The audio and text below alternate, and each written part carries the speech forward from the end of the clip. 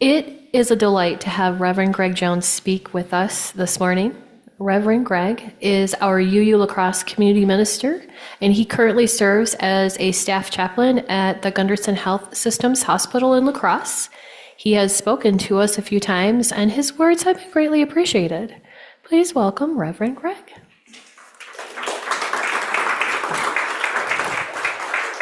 So the reason why I decided to shelve the sermon that I'd prepared is because in the last few days, our world has changed, and it's not been an easy thing for any of us. And I decided that what we needed this morning, more than maybe some liberation theologian, we probably need a chaplain, which is something that I do fairly well. And so this morning what's going to happen is I have a reading that I'm going to share with you. I have a shorter than normal sermon. And then after that, I've asked Eric to do a song for us, which I will explain when we get there. It's a very simple song. And then we're going to have a second opportunity for you all to come to the mic and just talk about what you have been experiencing emotionally. And remove that from the politics, although sometimes they're not, not inseparable, but sometimes they are. So the reading, I looked hard and long for a reading that I thought that struck the right chord and tone for what I wanted to say. I didn't want something that was morose so much. And I found something actually on Facebook a couple of days ago by Anne Lamott. Many of you know Anne Lamott as a humorist, an author. She's a person in recovery, and she's also very much a public theologian. And she comes to us with some very well thought out philosophies and spirituality. And this is what she wrote on Facebook. I have some concerns. A few of you may too, like possibly 69 million of you, sigh.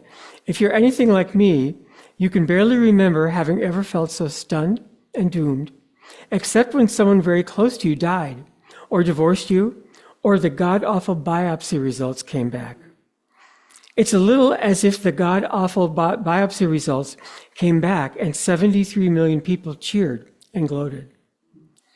So yes, definitely, this is not ideal. We are in for a dark and scary ride.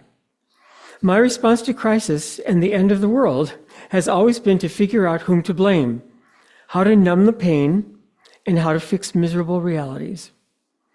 I haven't been having much luck with any of these.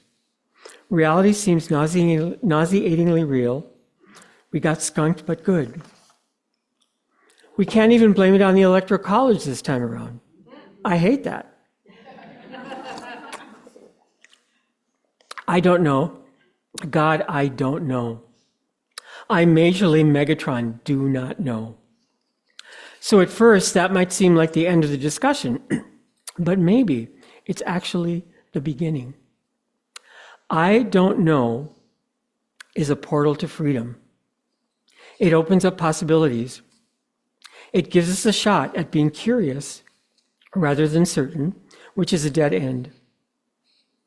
Paul Tillich wrote that the opposite of faith is not doubt, but certainty. I am a jello mold of uncertainty right now, with horrible shredded carrots in it. I don't know how things are going to shake down.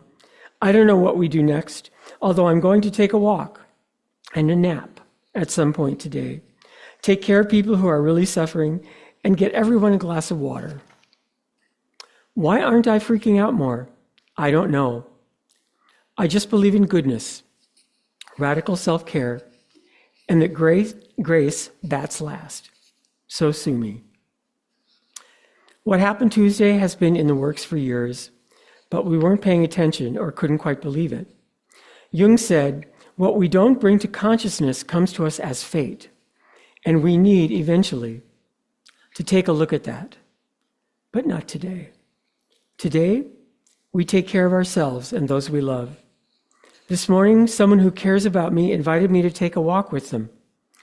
It was the last thing I wanted to do, but I headed out beside them and with our spiritual service dog. Every 10 minutes or so, I said grimly, "This is not a good idea. Everything seems too intense and too real. I felt like a burn victim. But then, 10 minutes later, I began to see beauty all around me, in nature and neighbors and our good dog. When I noticed how droplets sparkled amid grass stems, it helped me begin to breathe again. Left foot, right foot, left foot, right foot, breathe. This and kindness are all we need to know right now. Today, I send you best love and a big hug. You are all so amazing to me. The Gospel according to Anne Lamott. 10 years ago, I delivered a sermon at the Community Church of New York Unitarian Universalists in New York City, which at the time was my home congregation. It was Independence Day, the 4th of July. I used the holiday as an opportunity to speak about our UU fifth principle, which says we affirm and promote the right of conscience and the use of the democratic process in our congregations and in society at large. My decision to address the topic of our fifth principle was in response to an issue that had deeply divided the congregation. At their annual meeting just 3 weeks before, they had voted on a resolution to recall or remove their senior minister, who'd served in the church for 30 years. There had actually been campaigning on each side, with some members wearing pins that said, 30 years is enough. It's time for a change. After months of acrimonious debates, the resolution to recall lost by just 2 votes out of more than 100 cast. There I was, using that occasion for Independence Day holiday to remind them about the high price of democracy. My sermon was anchored in the proposition that in order for democracy to function well, we are required from time to time to be good losers. We are required to be able to stay in covenantal relationships with people with whom we disagree, and perhaps violently disagree. And sometimes those disagreements are profoundly painful. In moments of anger, or perhaps even rage, we are challenged to remember that we, as Unitarian Universalists, are called to be on the side of love. Theodore Parker, that great Unitarian minister and theologian, once said, "Democracy means not, I am as good as you are, but you are as good as I am." In other words, my connection with the sacred is only as precious as my willingness to acknowledge the same connection in others. In the book, The 7 Principles in Word and Worship, the Reverend Parisa Parsa writes, "Everyone who has lived with other people knows that we cannot commit to community and find ourselves at odds with the community's decisions. The ego is tempted to rail against the community and even stop away in anger, but freedom of conscience, having already committed to a life of accountability to this community, demands fidelity, even in disagreement." She goes on to say, "In a healthy community, each individual among us should occasionally be in the minority. The experience promotes spiritual growth, maturity, and a deepened understanding of the costs and the rewards of community." How about that? She's actually talking about losing as a spiritual discipline. But losing well does not require us to stop organizing, to stop speaking, to stop marching, to stop singing, but we must also not stop loving. In this moment, I'm not at all feeling inclined to volunteer as an example of valuing losing as a spiritual discipline. Right now, that's too much of an outrageous expectation. I, like many of you, am still in sorrow and grief over the election. As Matthew Johnson, senior minister of the Unitarian Universalist Church in Rochester, Illinois, writes, "I see your rage, and I honor it. Sorrow and anger are reminders of what we love, what we care about. So feel those feelings. Your sorrow is sacred, and your rage is holy. That's first.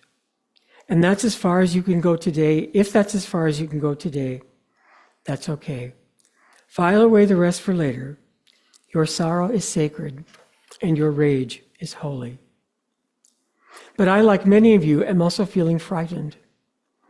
I'm frightened by the likely prospects of a government with no separation of powers, where the White House, both chambers of Congress, and the Supreme Court are all controlled by people with a worldview that is radically different than mine. I am frightened by the inevitable, deadly consequences of our society's addiction to carbon-based energy, which is likely to be set aside.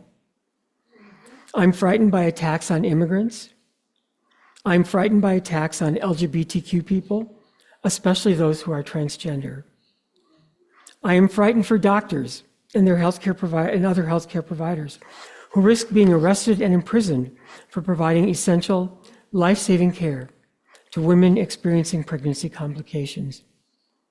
Yes, I am feeling angry and confused, but I also know that soon I will be called to act. And in preparing to act, I intend, as always, and now more than ever, to center love.